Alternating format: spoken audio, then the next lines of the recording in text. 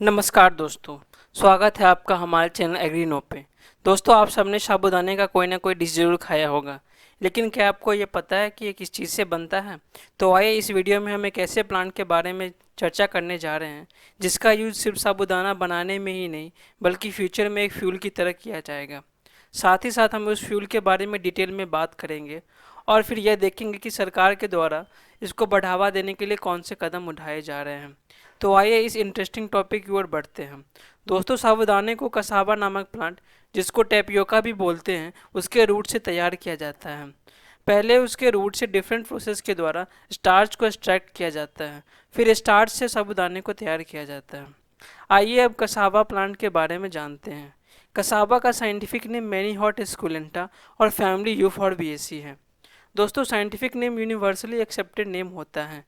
चूँकि हर एक प्लांट को लोकल लैंग्वेज में अलग अलग नामों से जाना जाता है, इसीलिए इस प्रॉब्लम को दूर करने के लिए साइंटिफिक नेम को एक्सेप्ट किया गया है। प्लांट के केस में IUBN, international union for botanical nomenclature के द्वारा साइंटिफिक नेम को रखा जाता है। साइंटिफिक नेम रखने के भी बहुत सारे नियम हैं, इसके बारे में हम कभी और अच्छे से बात करेंगे। आइए अब टॉपिक पे चलते हैं। दोस्तों, कसाबा एक पेरेनियल प्लांट है, लेकिन इसको ट्रॉपिकल एंड सब ट्रॉपिकल रीजन में एनुअली ग्रो किया जाता है। एनुअल क्रॉप वैसे क्रॉप को कहा जाता है जिसका लाइफ साइकिल सिर्फ एक ही सीजन में पूरा हो जाता है, यानी एक ही सीजन के अंदर यह सीड जर्मिनेट करके फूल फल देके मर जाता है। वीट, राइस और लगभग सारे commercial field crop annual crop हैं। वहीं पेरेनियल क्रॉप को यही प्रक्रिया करने में 2 से ज़्यादा साल लग जाता है।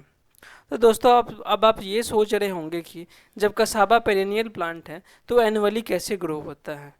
दोस्तों, हम इंसान अपने ज़रूरत के हिसाब से, चाहे वो एनिमल हो या प्लांट, अपने हिसाब से उसका एक्सप्लॉयटेशन करते हैं ताकि अपने ज़रूरत की वस्तु को प्राप्त कर सके। यही कारण है कि बहुत सारे पेरेनियल प्लांट एनुअल क्रॉप की तरह ग्रो किए जाते हैं। कसावा के साथ भी यही होता है। इसका मेन रीज़न ये है कि कसाबा एक ट्यूबरस रूट प्लांट है और ट्यूबर फॉर्म होते ही कसाबे को हार्वेस्ट कर लिया जाता है। दोस्तों, ट्यूबरस प्लांट को समझने के लिए आपको सबसे पहले ट्यूबर समझना होगा। ट्यूबर एक इनलार्ज सोइलन स्ट्रक्चर होता है जो स्टोरेज ऑर्गन की तरह काम करता है। ट्यूबर में मेनली स्टार्च स्टोर होता है। ऐसे प्लांट अपना भोजन इसी स्ट्रक्चर में स्टोर करते हैं। ट्यूबर भी 2 तरीके के होते हैं, एक स्टेम ट्यूबर, दूसरा रूट ट्यूबर। आपको ट्यूबर समझने के लिए सबसे पहले ये समझना होगा कि ये अंडरग्राउंड फॉर्म होता है, यानी ज़मीन के नीचे। तो स्टेम ट्यूबर वैसे ट्यूबर होते हैं जो अंडरग्राउंड पोर्शन ऑफ स्टेम के स्वेल कर जाने से फॉर्म होता है और ये सॉइल सरफेस के नज़दीक ही डेवलप होता है। स्टेम ट्यूबर में बहुत सारे नोड्स पाए जाते हैं जिसको आई बोलते हैं, और फिर आई से एक नया प्लांट भी डेवलप किया जा सकता है। पोटैटो, याम, ये स्टेम ट्यूबर हैं। वहीं रूट ट्यूबर लैटरल रूट के स्वेल हो जाने से फॉर्म होता है। Beet root, sweet potato, cassava, carrot, parsnip, ये रूट ट्यूबर्स हैं। तो दोस्तों, उम्मीद करते हैं कि इतना तक आप समझ गए होंगे, लेकिन अगर ट्यूबरस प्लांट के बारे में आपको और भी डिटेल में जानना है तो कमेंट कीजिएगा। आइए अब हम लोग मेन टॉपिक पे चलते हैं। तो हमने देखा कि कसाबा एक रूट ट्यूबर प्लांट है जिसमें काफ़ी मात्रा में स्टार्च पाया जाता है और इसी कारण से कसाबा न्यूज में है। दोस्तों, एक कंट्री के डेवलपमेंट में एनर्जी बहुत बड़ा की फैक्टर है। विदाउट एनर्जी आज जीवन की कल्पना करना भी असंभव है। इसीलिए हर एक कंट्री अपना एनर्जी सिक्योरिटी को इम्प्रूव करना चाहता है। एक डेवलपिंग कंट्री ही नहीं बल्कि डेवलप कंट्री भी यही चाहता है कि हम एनर्जी के लिए दूसरे देश पर डिपेंडेंट ना रहें। वैसे ये एकदम से संभव होना मुश्किल है, क्योंकि हम जानते हैं कि क्रूड ऑयल का बहुत बड़ा भंडार कुछ ही देशों तक सीमित है, जैसे ईरान, इराक, सऊदी अरेबिया। वही नहीं, आज हम सस्टेनेबल डेवलपमेंट की बात करते हैं और हम इन्वायरमेंटली कंसर्न भी हैं। यही कारण है कि आज पूरी दुनिया एक अल्टरनेटिव सोर्स ऑफ एनर्जी पे ज़्यादा ध्यान दे रहा है। जब हम इस चैलेंज को समाप्त करेंगे तो लिक्विड फ्यूल के तौर पे बायोफ्यूल सबसे बड़ा और असरदार सॉल्यूशन नज़र आएगा। दोस्तों, आइए अब हम बायोफ्यूल के बारे में जानते हैं। तो दोस्तों, बायोफ्यूल को समझने के लिए इसको 2 पार्ट में डिवाइड कर दीजिए, बायो और फ्यूल। फ्यूल तो आप जानते ही हैं, ये हाइड्रोकार्बन्स होते हैं जिसका यूज बहुत सारे मशीनों को चलाने में होता है। वहीं बायो का मतलब लाइफ या लिविंग थिंग से होता है। तो बायोफ्यूल वैसे फ्यूल को कहा जाता है जो लिविंग मटेरियल या वैसे मटेरियल जो कभी जीवित रहे हों उससे प्राप्त होता हो। बायोफ्यूल को बहुत शॉर्ट पीरियड ऑफ टाइम यानी कुछ ही दिन, महीने या सप्ताह में प्राप्त किया जा सकता है। वहीं क्रूड ऑयल को बनने में कई साल लग जाते हैं। बायोफ्यूल की टाइप की बात करें तो ये 3 टाइप्स के होते हैं, सॉलिड, लिक्विड और गैसियस। सॉलिड में लकड़ी, dry plant material and manure आते हैं। वहीं लिक्विड में बायोइथेनॉल और बायोडीजल आता है। हम लोग इसी के बारे में चर्चा कर रहे हैं। वहीं गैसियस की बात करें तो इसमें बायोगैस आता है। बायोगैस काऊ डंग से बनता है। बायोफ्यूल की कैटेगरीज के बारे में बात किया जाए तो बायोफ्यूल को किस टाइप ऑफ मटेरियल को यूज़ करके बनाया जाता है इसके बेसिस पे 4 कैटेगरीज में बांटा गया है। First generation biofuel, second generation biofuel, third generation biofuel, fourth generation biofuel. आइए एक एक करके इन जनरेशन के बारे में देखते हैं।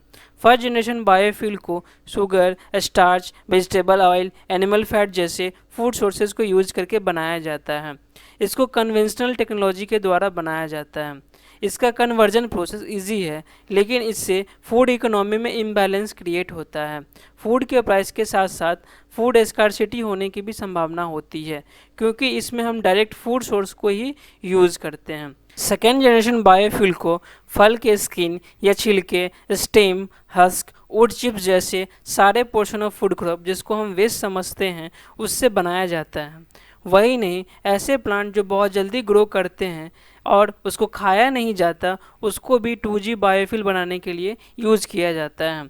यही कारण है कि इस type of conversion food economy को इफ़ेक्ट नहीं करता। वैसे 2G बायोफ्यूल का प्रोडक्शन करना फर्स्ट जनरेशन से थोड़ा कॉम्प्लिकेटेड है, बट ग्रीन हाउस गैस के मामले में ये फर्स्ट जनरेशन से कम ग्रीन हाउस गैस प्रोड्यूस करता है। क्रूड ऑयल यानी पेट्रोल डीजल के कारण ग्रीन हाउस गैस के इमिशन से तो कंपेयर ही नहीं कर सकते, ये कहीं ज़्यादा है। अब थर्ड जनरेशन की बात करें। थर्ड जनरेशन ये माइक्रो ऑर्गेनिज्म लाइक एल्गी से बनाया जाता है। एल्गी को उगाने के लिए बेकार पड़े लैंड और ऐसे वाटर सोर्सों का यूज़ किया जाता है जिसपे फूड प्रोड्यूस करना सूटेबल नहीं है। बट इसका एक डिसएडवांटेज यह है कि एल्गी को उगाने के लिए फर्टिलाइज़र का यूज़ होता है जिससे इन्वायरमेंट पोल्यूट होता है। और लास्ट में फोर्थ जनरेशन बायोफ्यूल, इसको बनाने के लिए जेनेटिकल इंजीनियरिंग का यूज़ किया जाता है। यानी सबसे पहले प्लांट के जीन में चेंज लाके उसके हायर कार्बन और बायोमास प्रोड्यूस करने वाला बनाया जाता है। फिर उसको ग्रो करके हार्वेस्ट करके 2G टेक्नोलॉजी के द्वारा बायोफ्यूल में कन्वर्ट किया जाता है। तो दोस्तों अब हम बायोफ्यूल के बारे में जान चुके हैं।